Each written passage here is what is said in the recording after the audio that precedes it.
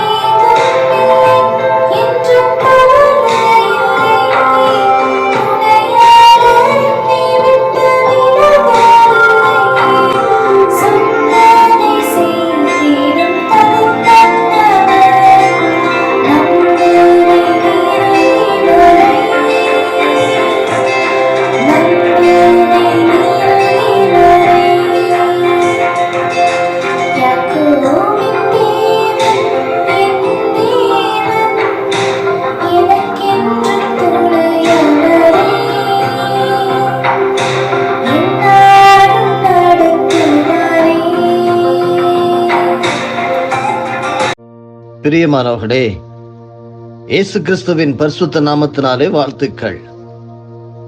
Godwin John ministries தொகுத்து வழங்கும் தினம் ஒரு சத்திய வார்த்தை.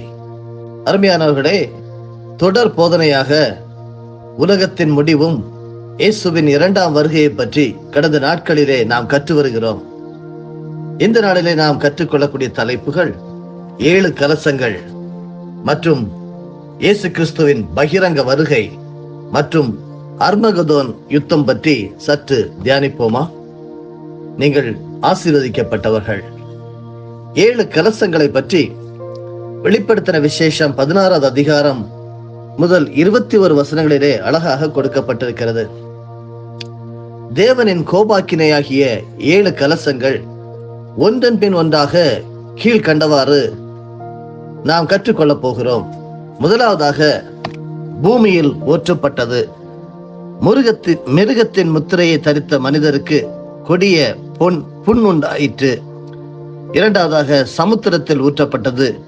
தண்ணீர் இரத்தமானது. பிராணிகள் யாவும் மரித்தன. மூன்றாவதாக ஆறுகளிலும் நீரூற்றுகளிலும் ஊற்றப்பட்டது. தண்ணீர் இரத்தமானது. 4 சூரியன் மேல் ஊற்றப்பட்டது. தீயினால் மனுஷரை தகிக்கும்படி சூரியனுக்கு அதிகாரம் கொடுக்கப்பட்டது. 5 மிருகத்தினுடைய சிங்காசனத்தின் மேல் ஊற்றப்பட்டது. மிருகத்தினுடைய ராஜ்யம் இருள் அடைந்தது. 6 ஐப்பிராத்து நதியின் மேல் ஊற்றப்பட்டது. நதியின் நீர் வற்றி போனதினால் சூரியன் உதிக்கும் திசையிலிருந்து வரும் ராஜாக்களுக்கு வழி ஆயத்தமானது. அதாவது சீனாவும் அதன் கூட்டாளிகளும் பற்றி இது சொல்லுகிறது. அவர்கள் அர்மகதோன் என்ற மெகிதோ பள்ளத்தாக்கிற்கு யுத்தத்தில் பங்கு பெறும்படி வருவார்கள். கடைசியாக பார்த்தால் வெளிப்படுத்தல் 9வது அதிகாரம் வசனம் 16 குதிரை சேனைகளாகிய இராணுவங்களின் தொகை 20 கோடியாயிருந்தது. அவைகளின் தொகையை சொல்ல கேட்டேன் என்று வாசிக்கலாம். அந்த குதிரைகளுடைய தலை சிங்கம் போலவும் வாள்கள் பாம்பை போலவும் இருந்ததாம். சிங்கம் வாயிலிருந்து அக்கினி புகை புறப்பட்டதாம். நவீன காலத்தில் நடக்கும் யுத்தங்களில் உண்டாகும் பேரழிவை இது ஒப்புமைப்படுத்துகிறது. இந்த 20 கோடி இராணுவ சேனையானது சீனா தேசத்திலிருந்து கிளம்பும். இதற்கு வசதியாகத்தான் சீனா தேசத்திலிருந்து பாகிஸ்தான் தேசம் வரைக்கும் மலைகளை குடைந்து ஒரு நெடுஞ்சாலை அமைக்கப்பட்டிருக்கிறது. இதற்கு காரக்கோரம் ஹைவே என்று பெயர். இந்த சேனை சீனாவிலிருந்து கிளம்பி ஐப்பிராத்து நதியை கடக்கிறது. அதற்கு சாதகமாக 6ஆம் தூதன் தன் கலசத்தில் உள்ளதை ஐப்பிராத்து என்னும் நதியின் மேல் ஊற்றினான். அப்பொழுது சூரியன் உதிக்கும் திசையிலிருந்து வரும் ராஜாக்களுக்கு வழி ஆயத்தமாக்கும்படி அந்த நதியின் தண்ணீர் வற்றி போயிற்று என்று வெளிப்படுத்தல் 16:12 வாசிக்கலாம். ஐப்பிராத் நதி வழியாக வரும் சேனையானது சீனாவின் ஆக்கிரமிப்பில் இருக்கும் காஷ்மீர் மற்றும் பாகிஸ்தான் ஆக்கிரமிப்பின் கீழ் இருக்கும் காஷ்மீர் வழியாக இந்த காரக்கோரம் நெடுஞ்சாலையில் வருகிறது. அப்படியே அடுத்து ஆப்கானிஸ்தான் வழியாக பாகிஸ்தான் போய் சேரும். இந்த நெடுஞ்சாலை பாகிஸ்தான் வரை போடப்பட்டிருக்கிறது. அதன் பின் இஸ்ரேல் தேசத்தை சென்றடைய ஈரான், ஈராக், சிரியா தேசங்கள் வழியாக போக வேண்டும். இந்த தேசங்கள் சமனான பிரதேசங்களாக இருப்பதனால் இவர்களுடைய பீரங்கி, டேங்கர், லாரிகள் மற்றும் பெரிய யுத்த ஆயுதங்களை அந்த வழியாக கொண்டு போவது லகுவாக இருக்கும். இந்த பெரிய சேனையோடு கூட இந்திய தேசமும் ஏனைய கிழக்கத்திய தேசங்களையும் சேர்ந்து இஸ்ரேல் தேசத்திற்கு எதிராக போர் செய்ய அர்மகதோன் என்ற இடத்தில் போய் சேர்வார்கள் என்று வேத ஆராய்ச்சியாளர்கள் நம்புகிறார்கள். பிசாசு அர்மகதோன் யுத்தத்திற்கு உலகின் ராஜாக்களை ஆயத்தப்படுத்துவான். வெளிப்படுத்தல் 16:13-14 அற்புதங்களை செய்கிற பிசாசுகளின் ஆவிகள் வலு சர்ப்பத்தின் வாயிலும் மிருகத்தின் வாயிலும் கள்ள தீர்க்கதரிசிகளின் வாயிலும் இருந்து புறப்பட்டு பூலோகத்தில் உள்ள ராஜாக்களை சர்வ வல்லமையுள்ள தேவனுடைய மகா நாளில் நடக்கும் யுத்தத்திற்கு கூட்டி சேர்க்கும்படி புறப்பட்டு போயின என்று நாம் வாசிக்கலாம். ஏழாவதாக அந்த 7வது கலசம் ஆகாயத்தில் ஊற்றப்பட்டது. அப்பொழுது பரலோகத்திலிருந்து ஆயிற்று என்ற ஒரு சத்தம் பிறந்தது. வெளிப்படுத்தல் 16:17 நாம் இப்படி வாசிக்கலாம். அருமையானவர்களே, இப்படியாக தேவனுடைய கோபாக்கினை பூமியின் மீதும் அதன் ஜனங்கள் மீதும் ஊற்றப்பட்ட பின்னும் அநேக ஜனங்களிலும் மாறுபாடான வழிகளிலும் பேய்களையும் பொன், வெள்ளி, செம்பு, கல், மரம் என்பவைகளால் செய்யப்பட்டவைகளையும் காணவும் கேட்கவும் நடக்கவும் மாட்டாதவர்களுமாயிருக்கிற விக்கிரகங்களையும் வணங்காதபடிக்கு தங்கள் கைகளின் கிரியைகளை விட்டு மனம் திரும்பாமல் இருப்பார்கள் என்று வெளிப்படுத்தல் 9:20 படிக்கிறோம். இவர்களுடைய அழிவு இயேசு கிறிஸ்துவின் பகிரங்க வருகையில் நடக்கும் அர்மகதோன் யுத்தத்தில் உண்டாகும். அடுத்ததாக நாம் இயேசு கிறிஸ்துவின் பகிரங்க வருகையை பற்றி சற்று படிப்போம். இயேசு கிறிஸ்துவின் ரகசிய வருகை பற்றி கடந்த நாட்களிலே அழகாக கற்றுக்கொண்டிருக்கிறோம். இந்த பகிரங்க வருகை என்பது 7 வருடங்கள் கழித்து இயேசு கிறிஸ்து தன் மனவாட்டியாகிய சபையோடு பரலோகத்திலிருந்து பகிரங்கமாக இறங்கி வருவார். அதிலேதான் ஆண்டவருடைய சபையாகிய நீங்களும் நானும் அவரோடு சேர்ந்து பரலோகத்திலிருந்து இந்த பூமிக்கு மீண்டும் இறங்கி வருவோம். வெளிப்படுத்தல் 19:11 பின்பு பரலோகம் திறந்திருக்க கண்டேன், இதோ ஒரு வெள்ளை குதிரை காணப்பட்டது, அதன் மேல் ஏறி இருந்தவர் உண்மையும் சத்தியமும் உள்ளவர் எனப்பட்டவர் என்று வாசிக்கலாம்.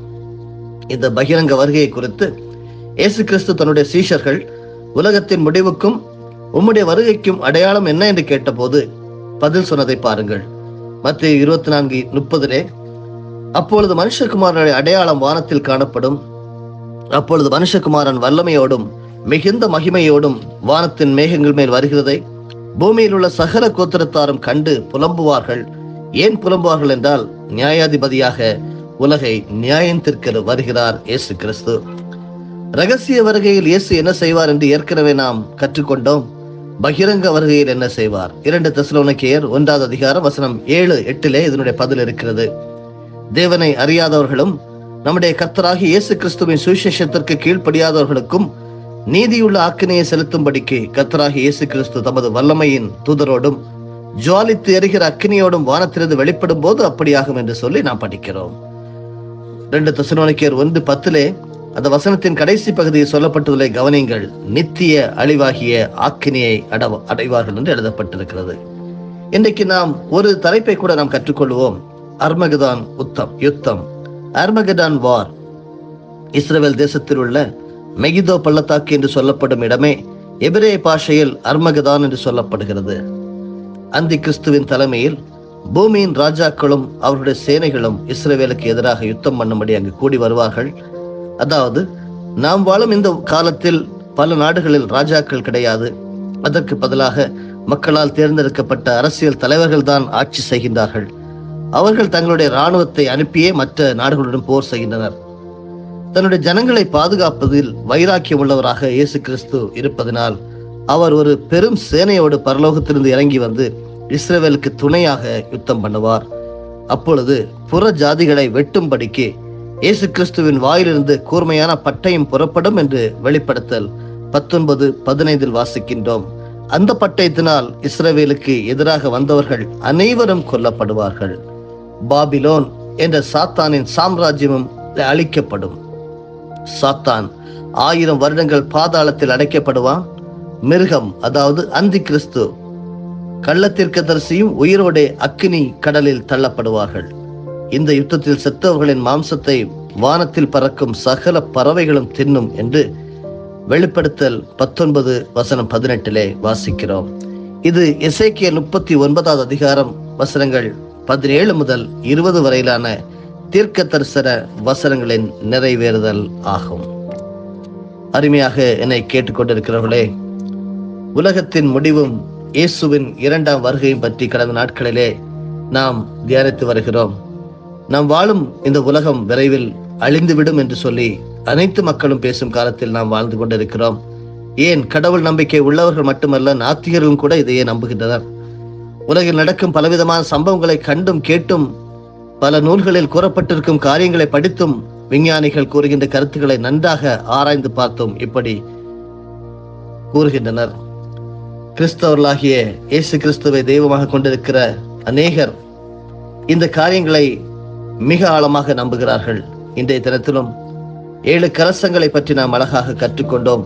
இயேசு கிறிஸ்துவின் ரகசிய வருகையை பற்றி அழகாக பல நாட்களாக கற்று வருகிறோம். இன்றைக்கு நாம் இயேசு கிறிஸ்துவின் பகிரங்க வருகையை பற்றியும் கற்றுக்கொண்டோம். அர்மகதான் யுத்தத்தை பற்றி கற்றுக்கொண்டோம். கற்றுத்தந்த பரிசுத்த ஆவியானவருக்கு நாம் நன்றி செலுத்துவோமா? ஜெபம் செய்வோம். நல்ல ஆண்டவரே, உம்மை துதிக்கிறோம், வாழ்த்துகிறோம், ஸ்தோத்தரிக்கிறோம். நல்லவர், போதுமானவர். எங்களுக்கு உம்முடைய பரிசுத்த வேதாகமத்தை எங்களுடைய கரங்களில் தந்து அதில் இருக்கக்கூடிய ஆழமான சத்தியங்களை நாங்கள் எளிதாக புரிந்து கொள்ளும்படியாக ஆண்டவரே எங்களுக்கு வேத ஆசிரியர்களை தந்து போதித்து வருகிறீர். இந்த வேத பாடத்தை நாங்கள் கற்றுக்கொண்டதன் நிமித்தமாக நாங்கள் கற்றுக்கொண்டதும் மட்டுமல்லாமல் பிறருக்கு நாங்கள் கற்றுக் கொடுக்க எங்களுக்கு உதவி செய்வீராக. ஆண்டவரே, இந்த நாளிலே கற்றுக்கொண்ட ஒவ்வொரு காரியங்களையும் மனதிலே வைத்து, ஆண்டவரே, உலகம் எப்படி நடக்கப் போகிறது, எங்களுக்கு ஒரு நித்திய வாழ்க்கை உண்டு என்கிற நம்பிக்கையோடு நாங்கள் வாழ கர்த்தர் உதவி செய்வீராக. இந்த நாளை ஆசீர்வாதத்தின் நாளாக, நன்மையின் நாளாக, கிருபையின் நாளாக, கர்த்தர் எங்களோடு பேசுகிற நாளாக, பாதுகாப்பின் நாளாக மட்டுமே கட்டளை கொடுக்கிறோம். மன மகிழ்ச்சியும் சந்தோஷமும் எங்களுடையதே. ஆசீர்வதிக்கிறோம். இயேசு கிறிஸ்துவின் மூலம் செபிக்கிறோம் நல்ல பிதாவே. ஆமேன், ஆமேன், ஆமேன். என் ஆத்துமாவே கர்த்தரை ஸ்தோத்தரி, என் முழு உள்ளமே அவருடைய பரிசுத்த நாமத்தை ஸ்தோத்தரி. என் ஆத்துமாவே கர்த்தரை ஸ்தோத்தரி, கர்த்தர் செய்த சகல உபகாரங்களையும் மறவாதே. ஆமேன்.